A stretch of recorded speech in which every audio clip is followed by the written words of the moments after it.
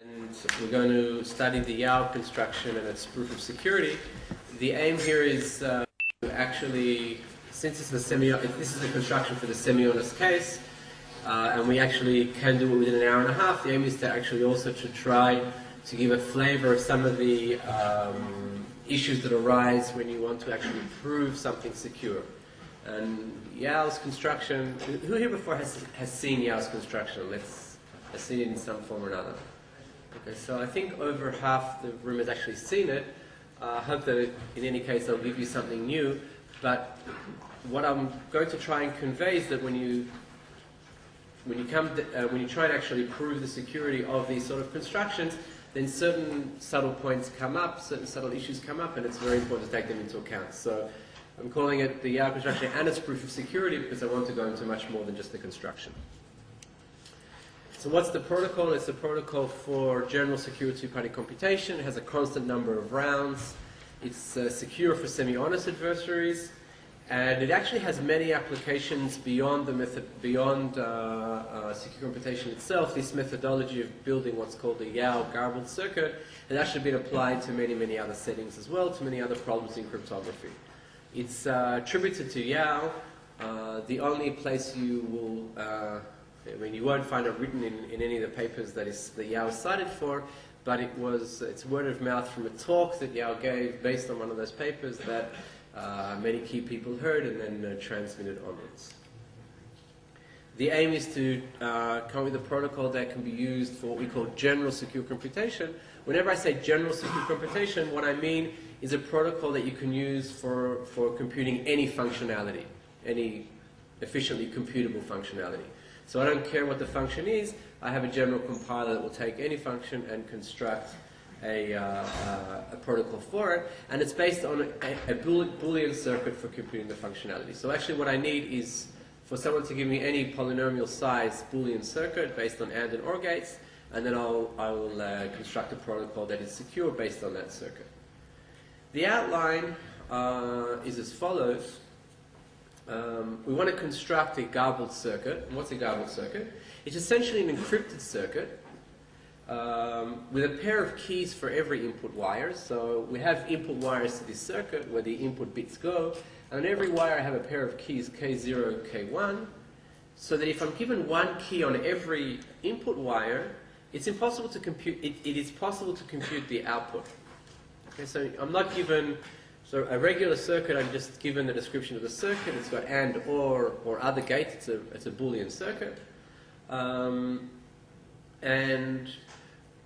I compute the circuit just by traversing it from the input wires to the output wires, computing the value on every wire through every gate, based on any ordering of the gate, so that I make sure that the input wire is already computed when I want to compute the gate. And here, I'm going to compute the gate without actually being given the values. I'm going to compute the circuit without actually being given the values. Rather, what I'm given are keys, K0, K1 on every input wire, which are associated to the value 0, 1.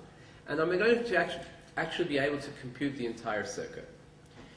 In addition, and this is the important point cryptographically, not only can I compute the entire circuit, I also am not able to learn anything else but the single output that I'm able to compute.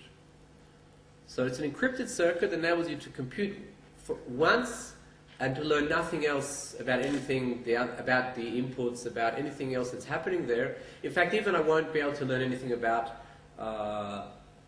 if I have a canonical structure of the circuit, I could even keep the function hidden if I want that. We don't want that in secure computation, but in some settings you might want that as well. That's one component of the construction. The other component is oblivious transfer. So what's oblivious transfer? I'm sure most of you know, but we're going to go through it anyway. The sender has a pair of bits or inputs, let's say input strings x0 and x1. The receiver has a bit b, and the receiver will obtain only xb and nothing else, and the sender will learn absolutely nothing. So this is the classic oblivious transfer. It's somewhat paradoxical because how can you give away information without knowing what you're giving up and without the other side learning everything? We'll see how to do that in 1 second. When I have these two components, how does Yao's protocol work? The first party will construct this garbled circuit, this encrypted circuit that you can only compute one thing given one key on each input wire. And now we have this circuit is an encrypted circuit, and we have input wires that belong to the first party and input wires that belong to the second party. As in any circuit, the wires which are associated with their inputs. And party P1 will now send, in addition to the garbled circuit, will actually send the correct garbled values or keys on its own input wires. Okay, so I have, we're computing some function, and I can generate a garbled circuit, send it, and then send the correct keys on my wires. So as I said, each wire has a bit associated with it and has two keys, one for the 0 bit and one for the 1 bit. So I send, obviously, if this wire is associated with 0 in my input, then I send that key. If it's associated with 1 in my input, then I send the other key. The other party receives a set of keys, but actually has no way of knowing whether it received a 0 key or a 1 key, because they're just random encryption keys. So I give the other party the garbled circuit, and I give the other party also the keys associated with my input, and this reveals nothing because it's just getting random looking keys. But now the problem is that P2 needs to get its own keys. And this is somewhat a problem because P2 can't tell P1 which keys to give it. And what happens if P1 gives P2 all of the keys associated with its input, both keys on each wire? What would happen then? You could compute the circuit on a number of outputs, not just on a single output. We said the property of the garbled circuit was that if you only got one input wire, one key on each input wire, and that's all, then you can only compute one thing. So P1 can't give all of the keys. It can't give two keys for each wire. What it actually has to do, it has to give the correct key and only that key based on P2's input bit for each wire. But that's exactly the problem of oblivious transfer. On each wire, P1 has two keys, a 0 key and a 1 key. P2 has a bit saying whether its input on that wire is supposed to be 0 or 1. If it's 0, it wants to get keys, the 0 key. If it's 1, it wants to get the 1 key. And P1 is obviously not supposed to learn anything about what P2's input bit is, and P2 is not supposed to learn anything about the other key. So this is exactly oblivious transfer. So P1 and P2 run oblivious transfers in order for P2 to get all of the keys on the input wires associated with its own input. Now P2 has a garbled circuit. It has one key on each wire for P1's input, one key on each wire for its own input. And what can it do now? It can now compute the entire circuit and receive the output and then send it back to P1. Okay, so that's the outline, the idea of the construction. Again, two components, an encrypted or garbled circuit that enables you to compute the output but nothing else when given one key on each input wire, and obviously the output which is associated with those keys. So if the keys are associated with 0, 1, 1, 0, then you'll get the output which is associated with 0, 1, 1, 0. And oblivious transfer in order for P2 to get the correct keys on its own wires. How do we construct oblivious transfer? I'm going to give the basic construction of EGL, of Evan, Goldbach, and Lemper. I'm sure many of you have seen it, but it's, again, I want to give the simulator for it, so it might be a little bit different.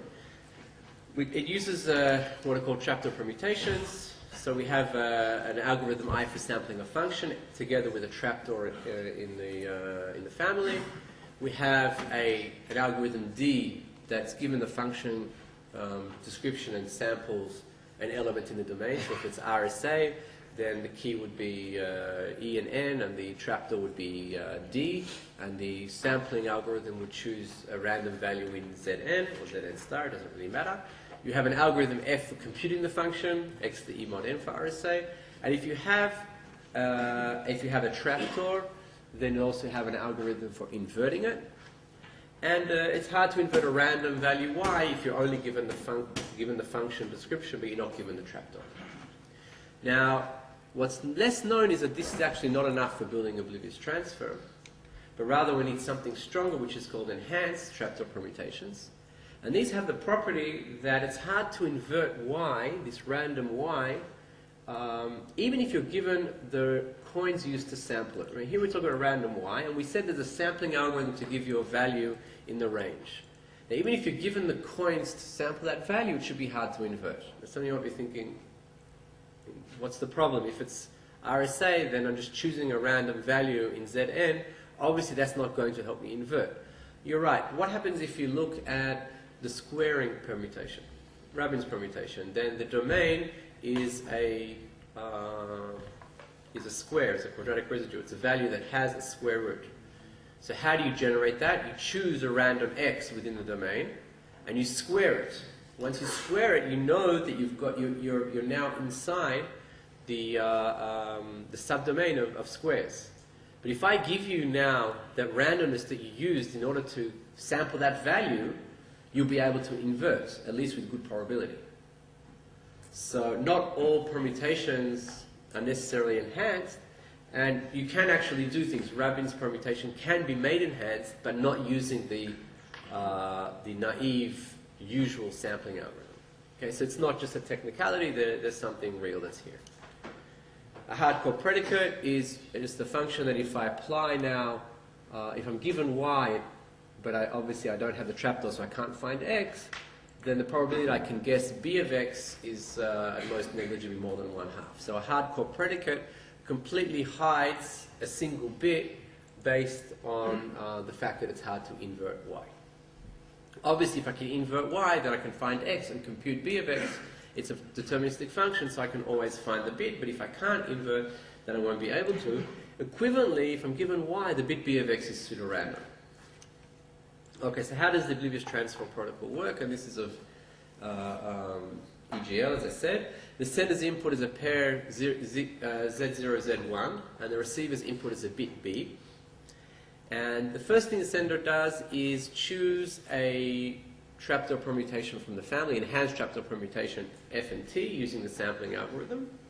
And it sends the description of the function f to the receiver. The receiver now receives this f and chooses two strings in the domain of the function, but in a different way depending on what its input is.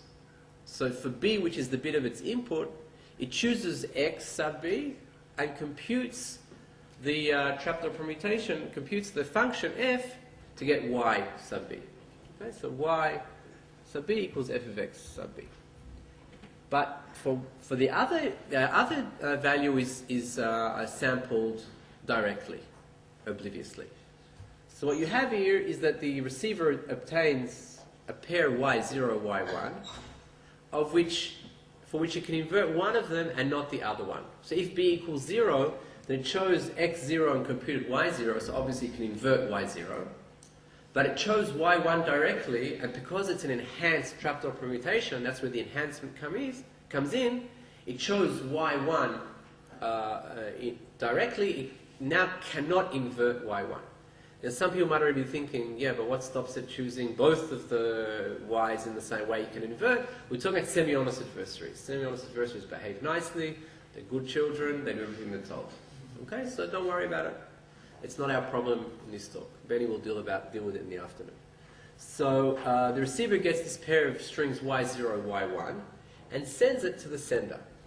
The sender receives y0, y1 and can invert them both. Why can the sender invert them both? It has a trapdoor. The sender chose the trapdoor, chose the function together with the trapdoor, so it can invert both, getting x0 and x1.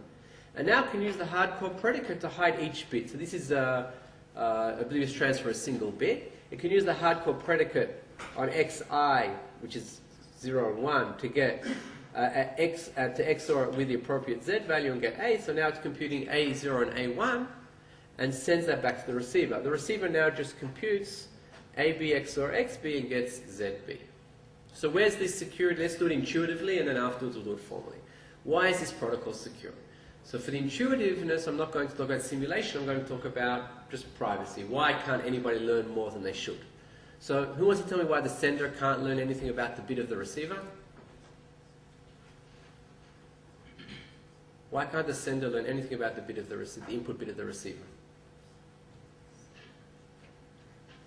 Just these two random elements of the domain. It sees two random elements in the domain. How do you know that the distribution over y0 and y1 are the same? I mean, one of them was sampled as x0 and I computed f on it, and the other was sampled directly as y0. So how do you know they're the same? It's a permutation. Because a permutation, it means that choosing a random value and applying the permutation to a random value gives you another random value uniformly distributed in the domain. So in fact, information theoretically, even if the sender is all-powerful, the sender cannot learn anything whatsoever about the input of the receiver. Y0 and Y1 are identically distributed. Why can the receiver only learn one of the bits, Z0 or Z1? Because the receiver could invert f of y1 minus b otherwise. Right, exactly. So, or not that it could invert it, or that goes to the proof. It could guess the hardcore predicate, meaning that it could invert. Okay? So exactly, because the receiver cannot invert y1 minus b, and it cannot guess the hardcore predicate, a1 minus b fully hides the value z1 minus b.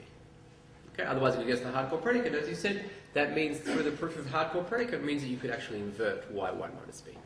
This is what you would call an indistinguishability-based proof of the security of this oblivious transfer.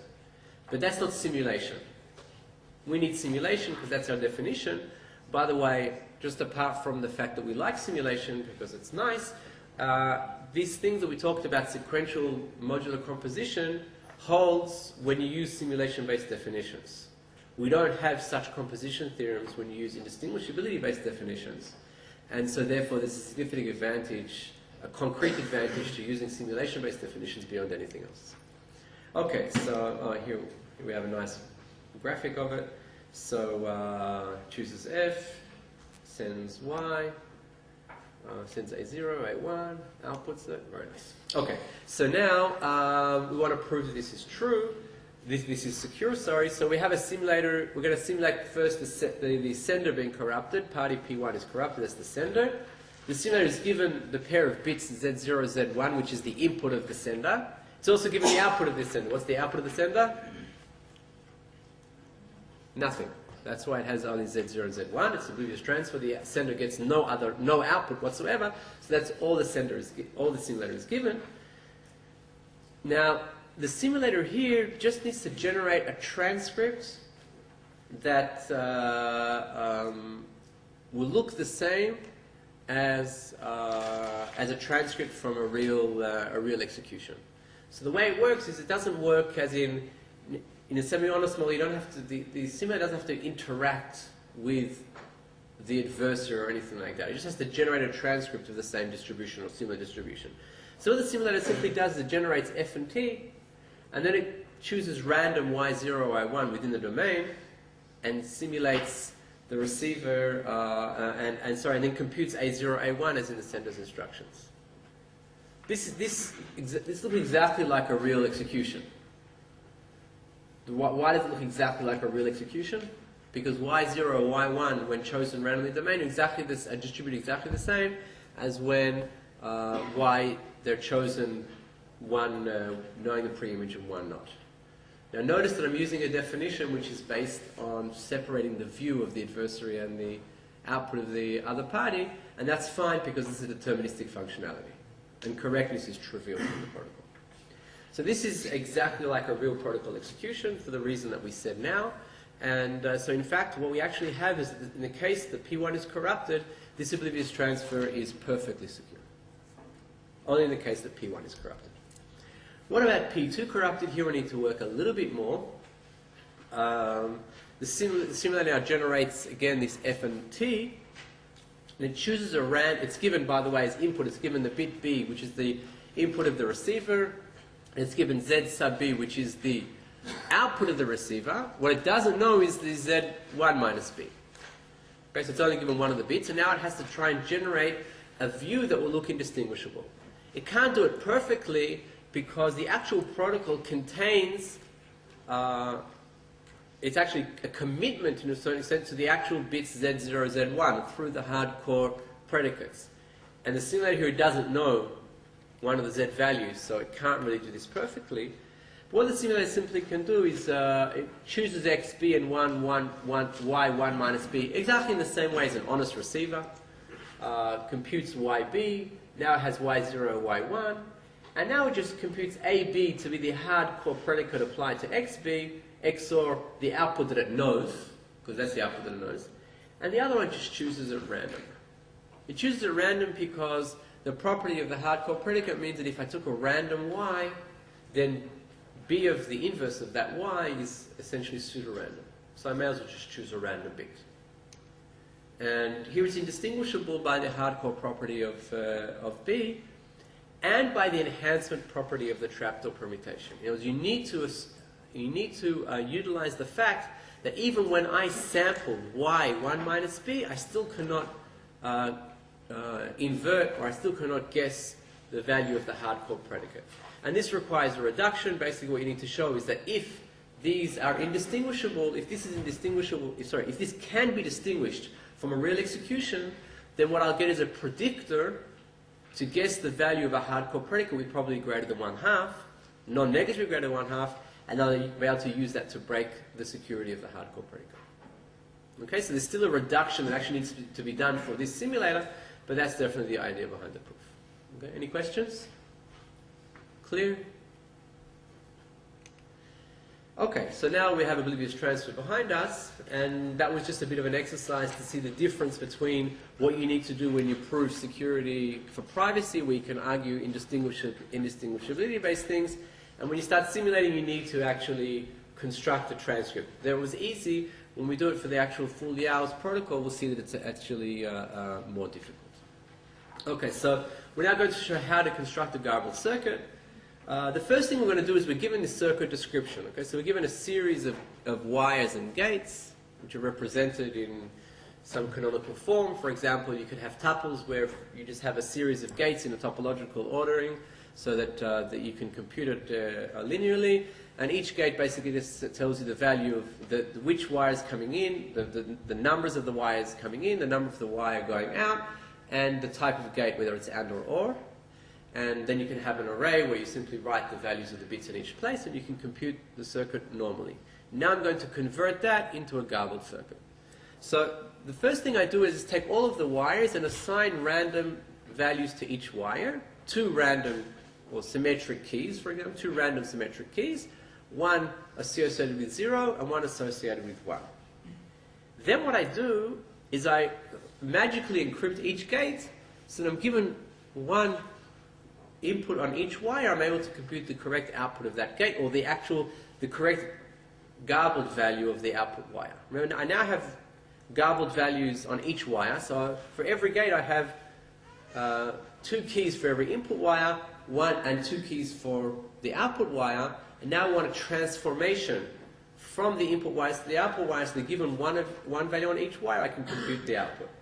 So how's that going to work? Here's an AND gate, a nice looking AND gate. There's the truth table. And there's the original wires, the original wiring. I now translate this so that I have garbled values. So on the U wire, I have K0U, K1U, and so on and so forth. So I've assigned the random values to each wire. And now I'm going to garble that. How am I going to garble that? I'm going to create these double encryptions. Okay, so if you look at here, what I've done is I know that 0, 0 is mapped to 0, right? That we already saw in the previous slide, right? The 0 key is mapped to 0. The only key that's mapped to 1 in the output is the 1 and the 1. If I have K1U and K1V, then I'm going to get K1W. Otherwise, I'll always get K0W because this is an AND gate. So that mapping I'm now representing this way. Instead of writing here K0W, I'm going to write an encryption of K0W under K0V and K0U. An encryption of K0W under K1V and K1U, and so on, and an encryption of K1W under K1V and K1U. Okay, so these are 4 double encryptions.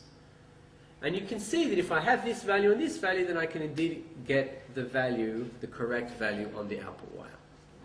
Okay? So the actual garbled gate is just this. This is a garbled gate. A garbled gate is just a set of 4 ciphertexts. Each one is double encryption, but it's encrypted in a way so that the form, and it's in random order. You can see I've randomized the order here. So I just encrypt the output values correctly under the input values, and then permute the gate, the ciphertext randomly, and that's a garbled gate. And the point is that if I'm given K0U and K1V, for example, the only thing that I can obtain is K0W. Why can't I learn anything else? You don't have the Right, there's, in every other ciphertext there's at least one key missing. Okay? So I have K0U and K1V. I don't have K0V, so I can't compute this one or this one. And I don't have K1U, so I can't compute this one. So in every ciphertext there's at least one key missing. Yes? If I want to make more than just binary gates, maybe trinary gates or something, I just take more keys. Exactly. There's no problem. You're just blowing up the size of your garbled circuit because you have to hold the entire truth table. Now, whether it's going to be more efficient or not more efficient, that depends on how much you do it and how much you're saving. You know, if I take 3 input wires, then I now need 8 ciphertexts. So if this is going to save me more than one other gate, then it's definitely worthwhile. But if I want to reuse the output wire of a gate in 2 further gates, I have to use already 2 sets of keys. This depends on the construction. We'll get to that later on. There are 2 ways of doing something, and depending on how you do it, that depends whether you need to blow that up or not. And so the question of whether it's worthwhile or not depends on the structure of the circuit. It's a very good question. Give me a little bit of time, I'll get there.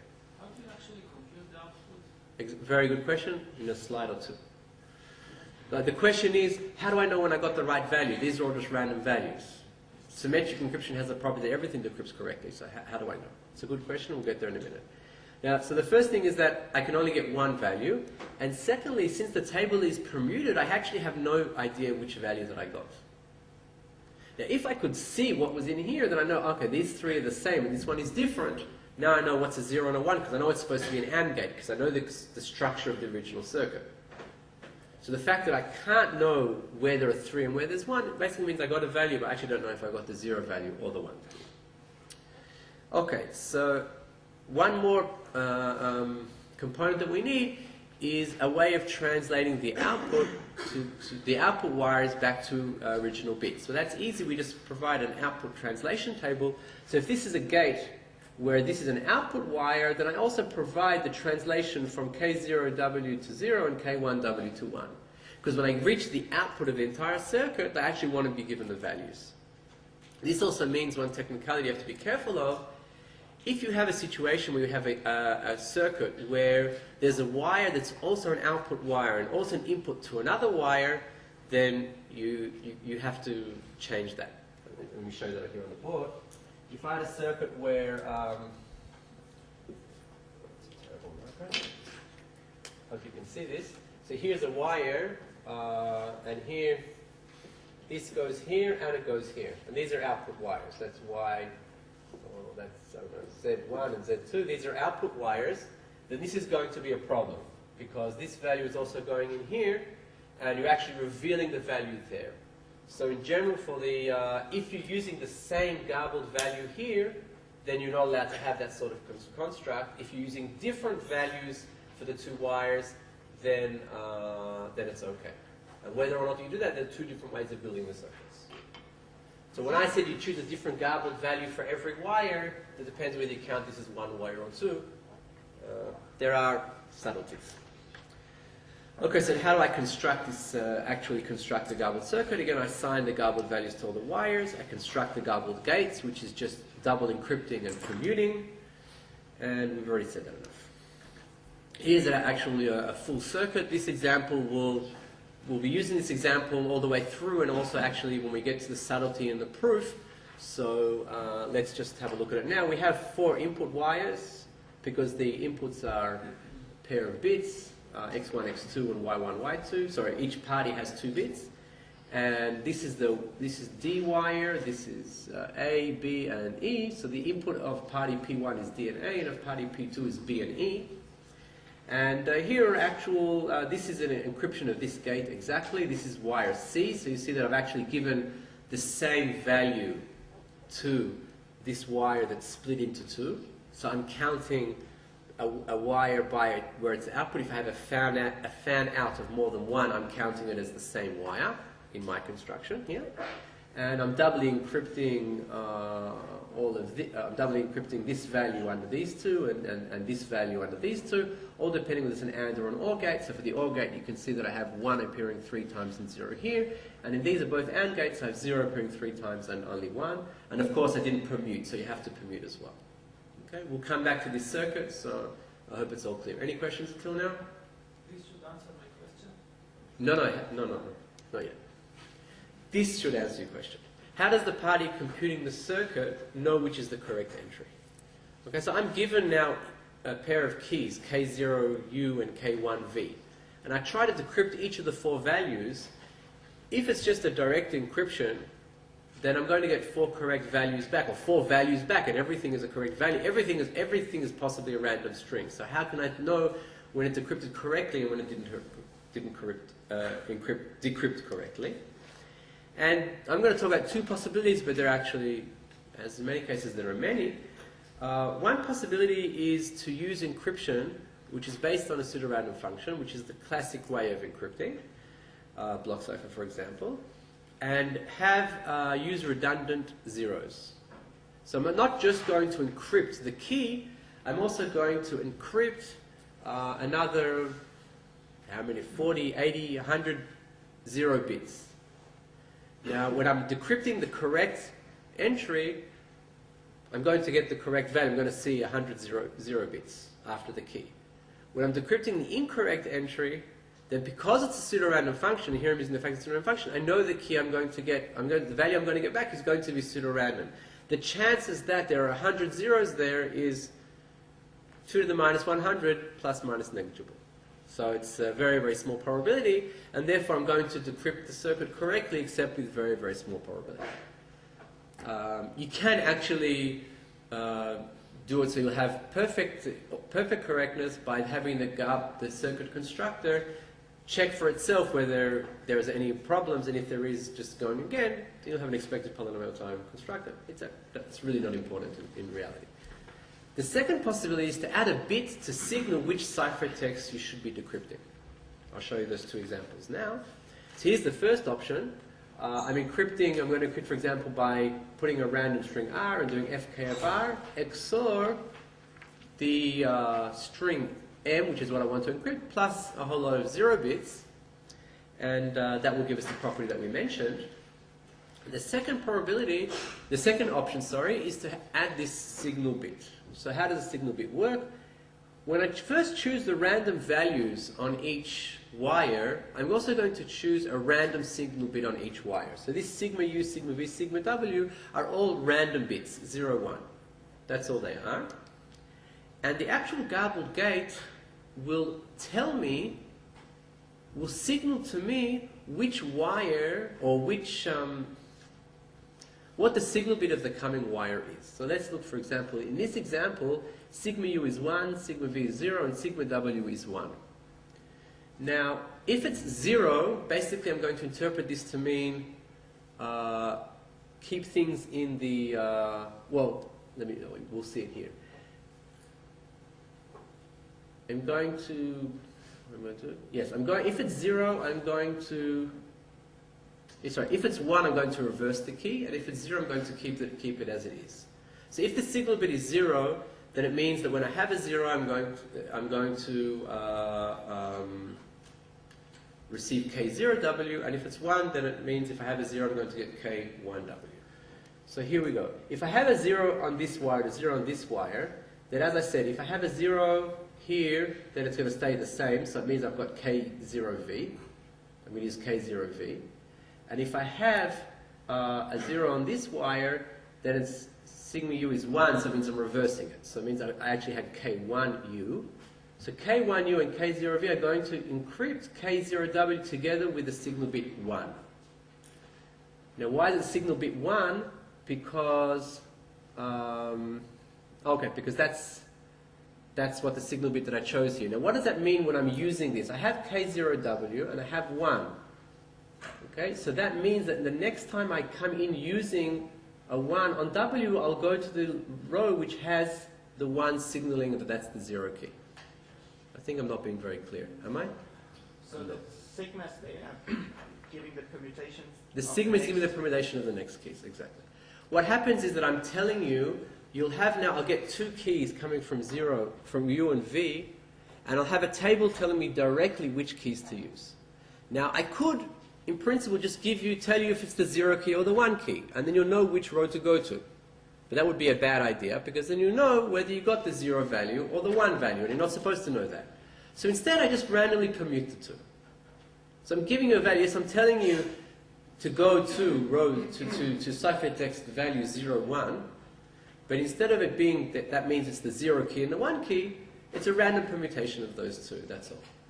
Okay? So that's all that's happening here. The advantage of this method is that in order to decrypt the circuit, well, there are two advantages. Firstly, I'm decrypting less information. And secondly, in order to decrypt the circuit, how many ciphertexts do I have to decrypt in each gate? 1. In the other method, how many do I have to decrypt in each gate? 4 in the worst case, on average, half of that. Okay? On average, I have to decrypt 2. No, actually, I'm always decrypting 1. I'm decrypting between 1 and 4, so whatever.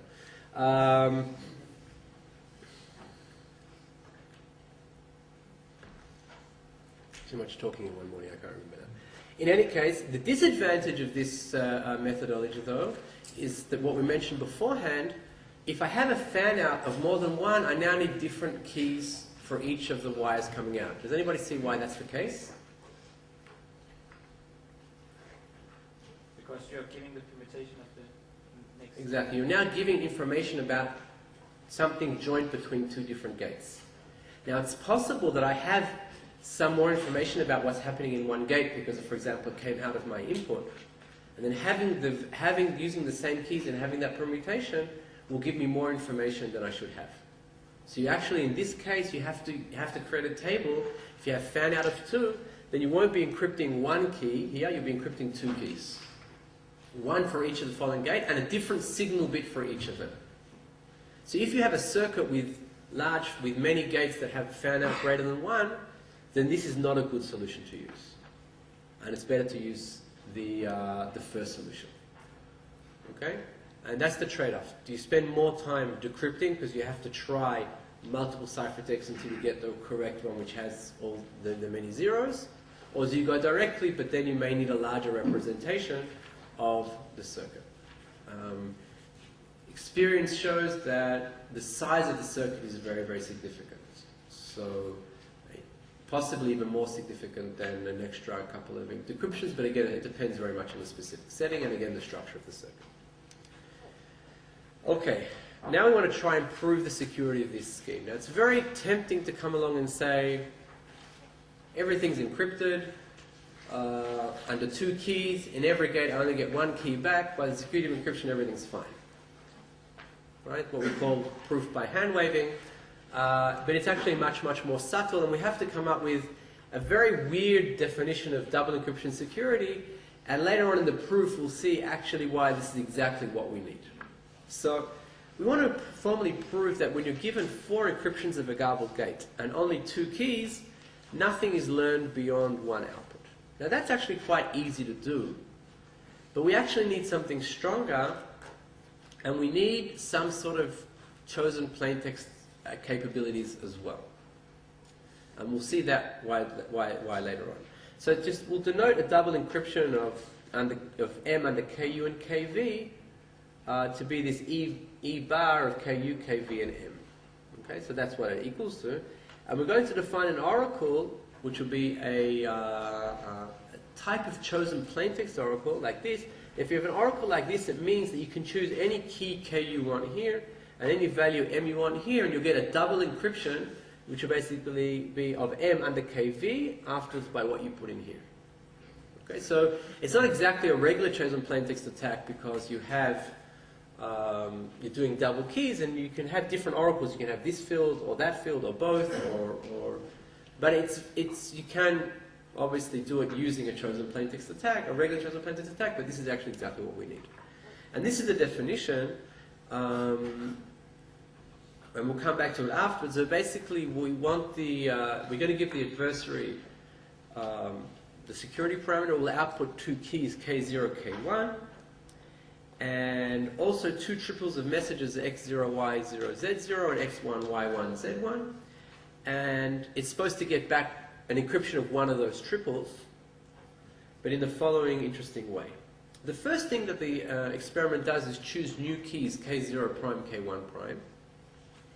And then it encrypts either X0, Y0, Z0 or X1, Y1, Z1 at random. That's a regular security of encryption, right? Regular indistinguishability of encryptions means I give two messages and I get an encryption either of the first one or the second one, and I don't know, I'm trying to guess. But here I'm not getting a single, I'm going to get an encryption of a tuple X0, Y0, Z0 or X1, Y1, Z1 under double encryption, but combining this K0, K1 output here and this K0 prime, K1 prime that were chosen by the experiment. So X will be encrypted under K0 and K1 prime, Y under K0 prime, K1 prime, and Z under K0 prime, K1 prime. And I'm also going to give an oracle access to K0 prime and K1 prime separately. Now this looks very convoluted. It's a very, very strange experiment. It doesn't seem to make any sense. At the end, it first has to try and guess which bit which value was encrypted.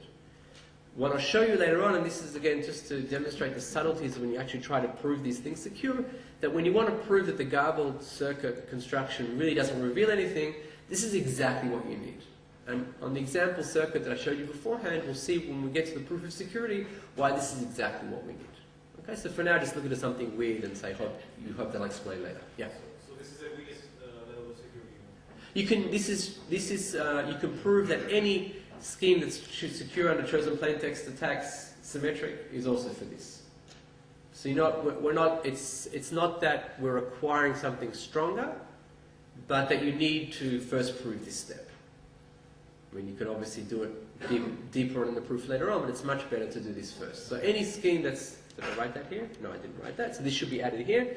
Any encryption scheme that's secure under chosen plaintext attack is secure under this experiment as well. Okay. So now let's go to the details of Yao's protocol. We know what a garbled circuit looks like. We know how to do oblivious transfer, write the protocol formally, and prove it secure. So I have inputs x and y of length n each. P1 generates a garbled circuit called G of C. Okay, that's the garbled version of C. Both parties have this auxiliary input circuit C. And it generates random garbled values on all of the wires. So K0L, K1L are the keys that are on the wire WL. On top of that, we'll denote by Y1 through Yn the input wires associated with P1's input, and and Wn plus 1 through W2n to be the wires that are associated with P2's input. Okay, this is just to make things very concrete. Then after P1 generates the garbled circuit, it sends P2 the strings K1x1 through K1xn. Okay, what are those strings? The input of P1's input, right? So we denote the string x by bits x1 through xn, and P1 sends P2 the strings directly that are associated with its own input. Because everything is encrypted and the garbled values are just the order of the gates is permuted, etc., there's no way that P2 knows anything about P1's input from that. Next, P1 and P2 run n oblivious transfers in parallel. So you need your oblivious transfer to secure in parallel, but for semi-honest, that's easy. And in each one, P1 will input the garbled values on the associated wire with P2's input, which are these wires. So it's n plus I in the ith one. And P2 inputs yi. So P2 now gets back kn plus 1 yi.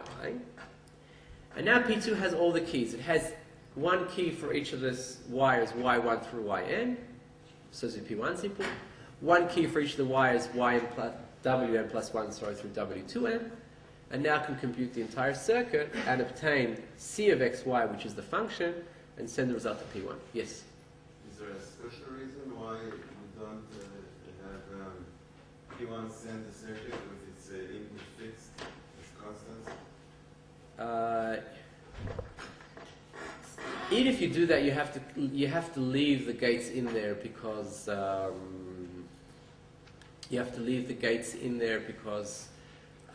if you cut off gates based on the input of P1, then you'll change the structure of the circuit.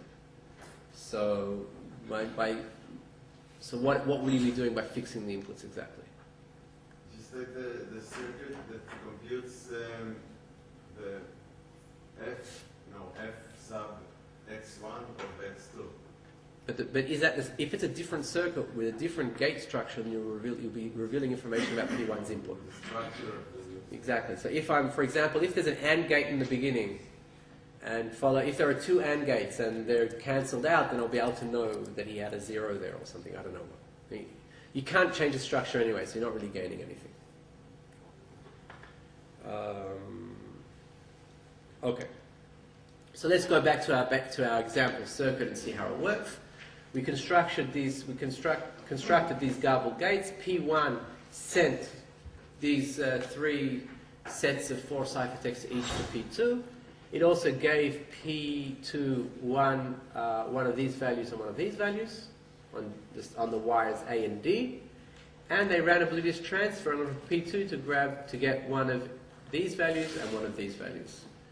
Given that, P1 now has a value on this wire, this wire, this wire, and this wire.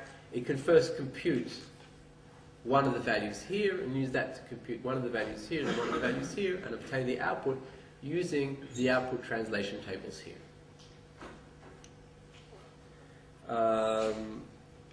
What about the proof of security? Now, when P1 is corrupted, all that P1 generated the circuit and sent to P2. Doesn't get anything. The only messages that P1 gets are in the Oblivious transfer. Okay? Because P1 sent everything to P2, the only thing it received is the Oblivious transfer. Now, if I'm using the composition theorem, then it means we can view that Oblivious transfer as an ideal type model. So all P1 is going to actually do is send its input to the trusted party who will compute the output of the Oblivious transfer and give it to P2. If you view it in that model, then P1 gets absolutely no messages whatsoever. In the Oblivious transfer, it gets no messages. It's just sending its input to the trusted party, and then it sends the garbled circuit. So when I use a composition theorem, the simulation of P1's view, when P1 is corrupted, is trivial. In fact, it's just an empty transcript. P1 receives absolutely nothing. Okay, is that clear? If I'm not using composition theorem, then I need to simulate the Oblivious transfers, but we know how to do that anyway. We have a simulator for them, and that will be the view of P1. Okay? Is that clear? Questions when P1 is corrupted? Yeah? Okay. The more difficult case is the case that P2 is corrupted. The reason why this is more difficult is because we have now a garbled circuit based on real values that are related to P1's input, and the simulator doesn't know those values. So the simulator needs to actually do something which is difficult. It needs to construct a garbled circuit that will do what? That will output the correct value. Why does it have to output the correct value?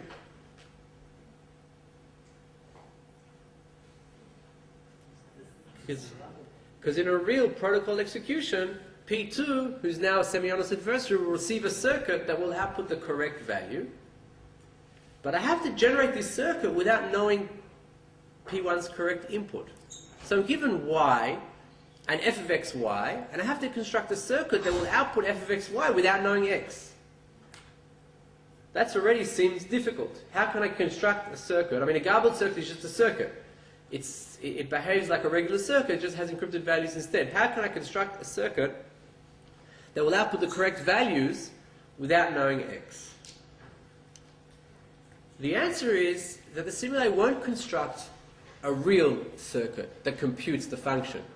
Because if the simulator constructed a real circuit, a real garbled circuit, a garbling of the real circuit C that computes the function, then it won't be able to give the correct inputs for P1 in order for the correct output to be received. So instead it constructs a fake garbled circuit that always outputs the correct value. In a sense, it's just a constant circuit. So the simulator receives Y and Z. Z is f of xy. The simulator doesn't know x. So what the simulator does is it just creates a garbled circuit. It's hard to say. And what it does is it encrypts the same output key in all of the gates. So here you see all of the gates are of this form. The 0 keys go to the 0. All of the keys go to the 0 value.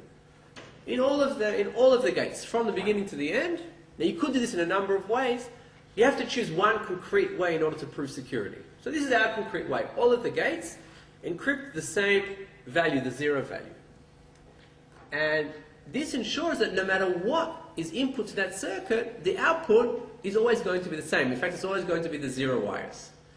That's a bit of a problem because you want the output to be Z, so that's fine. At the end, basically what you do is you have these garbled values on each wire, which don't mean anything because there's information theoretically that has 2 independent random values, and you just generate the output translation table to be what it suits you to be. So I take the output Z, just one second, I take the output Z, and if the ith bit of Z is 0, then I'm going to write 0k, 1k prime, and where k is the key that was encrypted. And if the ith bit is 1, then I write 0k prime, 1k, again where k is encrypted, and therefore in the output translation tables I'll always get the correct value. Yes? Wouldn't it be sufficient to only fake the output gates, which actually are connected to output wires? It would be, but concrete, again, it has to be concrete for one thing in order for the proof to go through, so this is the way we did it. But it would be, you could have a normal circuit the whole way through, but in the last gates, in the output gates, you have to encrypt all the same value. You always have to encrypt all the same value there, and then you just, you have to fake the output translation tables. But we're faking the whole thing. I like, when I'm writing a proof, to, if there's no meaning to something the way something should be, to make it explicit that there's no meaning. So if something can be an arbitrary value, then don't make it a random value. Make it all zeros. It's clear to the reader that it's things. So here I want to say that it doesn't matter what the structure of the circuit is, I'm just going to set it all in that way. Okay. Next I have to simulate the oblivious transfers and the input key and the sending of the input keys. So for P1, I don't care. I just send any of the 2 keys because again, there's no meaning whatsoever to any of the values anyway. They're all of the ciphertexts encrypt the same value the whole way through. So nothing has any meaning. I just send any of the values. And for P2, again, I simulate the oblivious transfer. It doesn't make a difference what value P2 gets because everything is going to be encrypting the same anyway. That's the simulator. Now I have to prove to you that the output of the simulator is indistinguishable from a real circuit. Again, intuition is fine because yeah, it's all encrypted, double encryption, nothing is revealed but one value, so I don't know anything. But concretely, when you want to prove security, you actually have to come up with a reduction from the security of the protocol to the security of the encryption, and that becomes non-trivial. It's not overly difficult, but it's definitely non-trivial. So how do I do this? So the first thing I do is I make the following mental experiment. I modify the simulator as follows. I give the simulator actually the real inputs x and y. I give the simulator the actual inputs. Obviously, this is no longer a valid simulator. But I don't care. What I'm going to show is that my valid simulator does the same thing as this simulator, or essentially the same thing, which does essentially the same thing as the real protocol. So this is an intermediate step for the sake of the proof. It's definitely clearly an invalid simulator because it knows the real inputs. And it's quite easy to simulate when you know everybody's inputs, so it's not really very interesting. And what the simulator does, this alternative simulator, is it's given x and y, and it goes through all of the circuit, and it labels each key on each wire as being active or inactive. What's an active key? An active key is one that's obtained on this wire when you're given the real inputs x and y. Notice we're strongly using the semi-honest property because x and y are fully determined values. There's no distribution on x and y. The fact that P2 is corrupted, it always uses the same y. So I can now go and just mark on each wire when a key is active or inactive. It's active if, using x and y, that's the value that's decrypted. And it's inactive if it's not. On each wire, one of the values is revealed and one is not. So there's always one active wire and one inactive wire, so one active key and one inactive key on every single wire of the circuit. And my first claim is that this alternative simulation gives exactly the same distribution as the real, as the original simulator, because I didn't change anything. All I did was now label things as active or inactive. Oh, sorry, I did one thing. I encrypted only the active wires. Did I say that here? Yes, the single key to be encrypted in each gate is the active one. So I did change something. I now encrypted only the active wire on each one. But again, I claim I didn't do anything. I haven't done anything because beforehand I had a pair of random values on each wire, and I encrypted one of them, the 0 one. But there's no meaning to that because in every gate I encrypted 4 values the same. So now I'm calling them an active one or an inactive one. It's basically like saying active equals 0 or inactive equals 1. I didn't change anything, and so the simulation is identical. Is that clear that this simulation is identical? Clear? Okay. Next, I need to prove that the active-inactive simulator gives me a distribution, a circuit, which is indistinguishable from the real circuit constructed using real garbled gates. And I use this, prove this using a hybrid argument. A hybrid argument is a very common tool in cryptography. I'm going to give the proof in a way that if you haven't strictly seen a hybrid argument, it will still make sense to you. The idea is to consider a garbled circuit, which I'll call G sub L of C, which is a mix between a real circuit and a garbled circuit, a fake one. Sorry, a real circuit and a fake one. A real garbled circuit and a fake garbled circuit. The first L gates will be generated using the alternative simulation, meaning that the first L gates are all encryption of the active keys only. And the rest of the gates are real encrypted garbled gates. And what I'm going to prove is that neighboring distributions like this are indistinguishable. So if I just change the L-1th gate, everything is going to look indistinguishable. So now I have GL-1 and GL. The only difference is in the L-1th gate. All of the gates before the L-1 are the fake ones. All of them after the L and beyond are, it's the Lth which is different, not the L-1. The Lth one is different of the L-1. All of the gates up to L-1 including are all fake. All the gates from L+1 onwards are all real.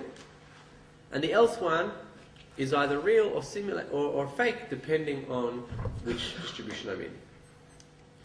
And the intuition of a hybrid argument is essentially that, the intuition why this claim is true, and that's what we'll have to actually prove, is that by indistinguishable encryptions I won't be able to distinguish the difference in a single gate. But this is again non-trivial and requires this special encryption argument. From there on, the reason why you can think of induction going through 1 through to the end. Induction is not allowed in cryptography. If anyone has a question, I'll explain offline. It's very problematic, at least in computational cryptography. So we use what's called a hybrid argument. For those who've seen it, it's straightforward. Otherwise, you can just think of induction, but it's not really. Okay, so the observation about the Lth gate is that we now have this Lth gate, which either has all encryptions under active keys, so all of the encryptions are of the active key, or it's a real garbled gate, and some of the ciphertexts encrypt the active key, and some of them encrypt the inactive key. Now, the main observation is that, again, the active keys are the ones that are revealed. So if the ciphertext which is encrypted under both active keys is going to be the same both in the real and the fake. Because again, what's in the fake? In the fake, I'm taking the active keys and encrypting the active key. But that's also in the real. That specific ciphertext is going to be the same. It's going to take the active and encrypt the active. The other three will all be different. That's the problem, though, when I want to prove this, is that in general, I would say, okay, that's fine. I'm going to prove this by reducing it to the security of encryption under inactive keys. Inactive keys are the ones which are different. So I'll use the reduction to that, but inactive keys appear elsewhere in the circuit, and that causes a problem. I hope that I have... Here's the example. Okay? Go back to the example. The best way to see this is an example, and this is where the subloop arrives. So this is our gate. This is our garbled circuit. And now this is our... this is the real circuit. You can see all of the gates are correctly constructed. 1, 1, 1, 0. This is our simulated circuit with 0 and 1. It means that all the gates up until the output wires encrypt to 0, and in the output they encrypt the correct value. So the output of this circuit is 0, 1. This is the output the simulator gets. So here it just encrypts all 0, but here it's an output wire, it encrypts all 0 because it's associated with the 0 bit in the output. And here it encrypts all 1 because it's associated with the 1 in the output. Okay? Did you already see that? This is the simulated garbled gate. And now I am highlighting the inactive keys. Okay? How do I know these are the inactive keys? Because I said that the input is 0, 1, 1, 0. You can see that in this circuit 0, 1, 1, 0 is going to map to the output of 0, 1. Okay? So the inactive keys are the ones which are not used in the real computation under the real keys. There we go. These are all the places where the inactive keys appear in the ciphertexts. And the important thing here is, what am I saying there? Okay, this is the simulated. I'm going to change now this gate. Okay, these two are simulated, and this is real. Sorry, something. Okay, sorry, yeah, okay. So this is the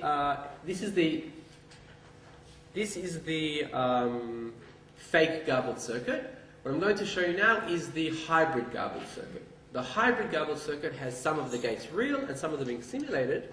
So I'm changing this key here from 0 to 1. Because this is going to be a simulated gate, and this is going to be a simulated gate, and this is going to be a real gate. So I encrypted all 1s here and all 0s for no reason. Yes, not for no reason, for a real reason, because that's the inactive key. In the original simulation, we just chose anything. In the alternative simulation, it was the inactive key. So this is now changed because it's the inactive key. That's what's encrypted here. This is also a simulated gate, and you can see that what appears here, what is encrypted is... Sorry, what's encrypted is the active key. This is the inactive key is 0, so the active key is encrypted. And here also what's encrypted is the active key, because that's what goes into the output. Here it's still a real gate. And I want to show that this is indistinguishable from this when all of them are fake. So this one's also a fake, and now boom, I change this to be a real one. Now, sorry, that's the hybrid. Now I'm showing it on replacing this. So the hybrid is I have either these two simulated and this real, or these two real and this simulated. Okay, that's the two options. Either these two are simulated and this is real, or these two are real and this is simulated. I don't want to show that these look exactly the same. I'm replacing one gate at a time, and I'm going to show that they're indistinguishable each time. And I'm showing this is the real because that's the only difference. I want you to look very much at this, what's happening here. In this gate specifically, when I change it from a simulated gate to a real gate, I'm not changing all of the values. I'm changing only, in this case, one of the values. It's not always one of the values. It can be more. It depends specifically on the inputs that I'm using and on the type of gate that it is. But in this case, the only thing that changes is this value. So what I want to show is that it will reduce the indistinguishability of this specific encryption. Okay, so let's see what the difference is. In the simulated case of the OR gate, which is this one, okay, that's the simulated case, the inactive key K0C encrypts the key K1G. Okay? But in the real case, it encrypts the key K0G. So all I want to show is indistinguishability under the inactive key K0C, because that's the only difference. And this follows from the distinguishability of encryptions on the K0C and looks fine. The good news is that K0C is not used anywhere else as data. Notice that encryption keys are actually used as data somewhere else in the circuit, and that would be really bad because in an encryption game you can never have a key be data somewhere else. That you wouldn't have anything to rely on for security. The reason why it doesn't exist anywhere else is because of the way we built the circuit and did the hybrid by first doing ideal, first simulated, and then afterwards real. The bad news though is that K0C is needed for encrypting the AND gate. Look, K0C is needed to encrypt here. So this K0C, which is what I'm relying on for the encryption here, is I need it to actually to construct this circuit, this gate. Because in my hybrid game, what I need to do is I need to say, I'm reducing to encryption. If I got an encryption of this value, then I got the circuit where 2 are real and 1 is ideal. And if I got encryption of the other value, I got one where 2 are ideal or 2 are simulated and 1 is real. And then I say they can't be different because otherwise I could distinguish encryptions. So that's the bad news. The good news is that that difference is exactly what I'm getting in this game. If you look back here, where do I need KC? I need to encrypt under K0C, I need to encrypt these 3 values. I need to encrypt these 2 values.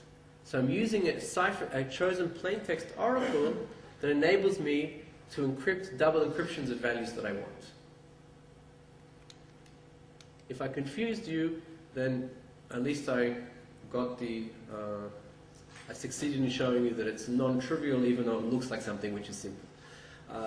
If I didn't confuse you, even better, but I hope that if you now go and actually just take the paper and read the full proof, it'll become clear to you, but it is a subtle proof and it's non-trivial, but that's life. Okay, so now since each gate replacement is indistinguishable, then we have a hybrid argument across the lot, and we get that the fake garbled circuit is indistinguishable from the real garbled circuit, and we're all happy. Questions? Why am I saying we're all happy? We're not all happy, for example. That's a question. Okay, what's the efficiency of this construction? It's 2 to 4 rounds, depending on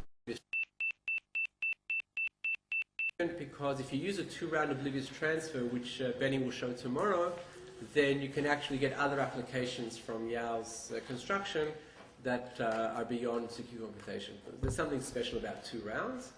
In addition, you have Y oblivious transfers, and you have 8 times the number of symmetric encryptions of the number of gates, because you're doing 4 double encryptions each time, and expected 2C symmetric encryptions are computed, so we expect about 10 times the size of the circuit encryption. Because they're symmetric encryptions, though, they're very, very efficient in practice. So even if you have a large circuit, this can actually be very, very reasonable. And just to show you why, if you have a circuit of 33,000 gates, which is not a small circuit under any means, then this can take between 7 and 14 seconds. It's not real time exactly, but it's definitely something that's reasonable for many, many applications. Here's an important observation. Let's assume that the oblivious transfer is secure from malicious adversaries. Because we use an oblivious transfer which is secure only for semi-honest adversaries. What happens if I use an oblivious transfer that's secure from malicious adversaries and leave everything else in the construction exactly the same? Anybody have an idea what level of security I will get?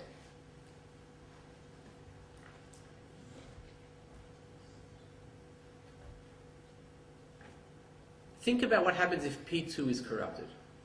You can send any output if you want. Okay, so and only P2 will get output. Although we can solve that problem using maths and everything. Think about only P2 getting output. P2 is malicious. What can it do?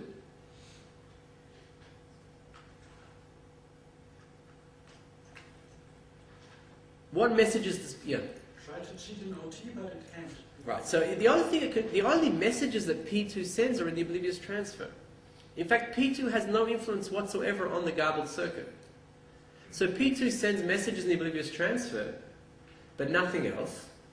And so in actuality, even if P2 is corrupted and malicious, even if P2 is corrupted and malicious, it can't do anything but get a single output related to which will be correctly computed. So it's fully secure in the case that P2 is corrupted. What happens if P1 is corrupted?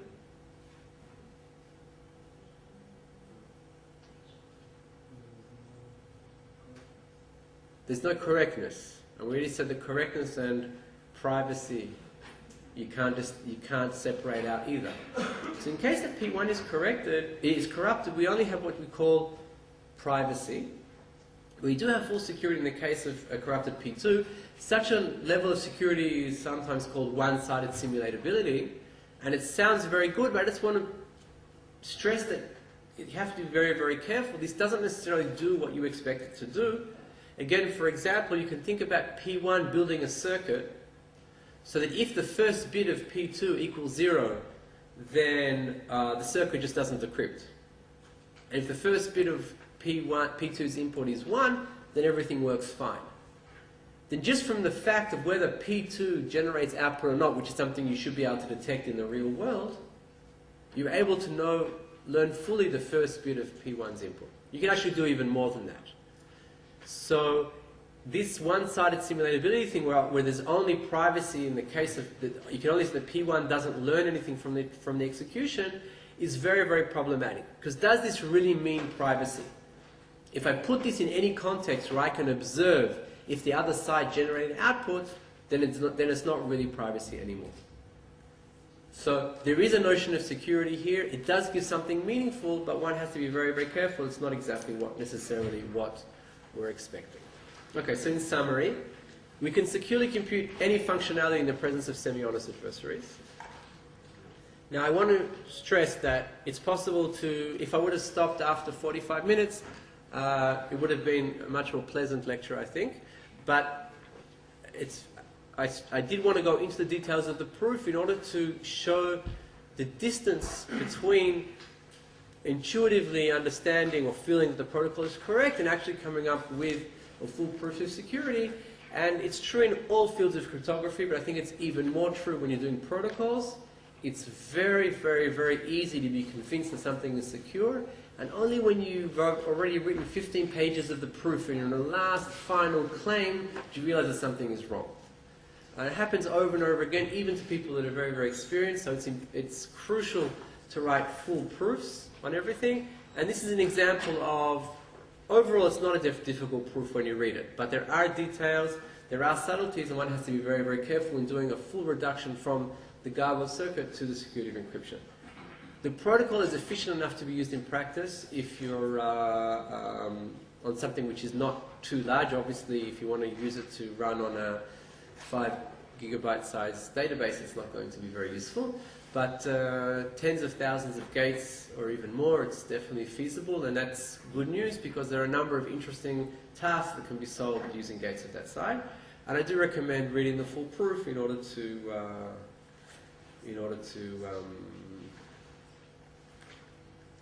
get more of the exact details. So if there are any more questions, if not, then we can go and eat.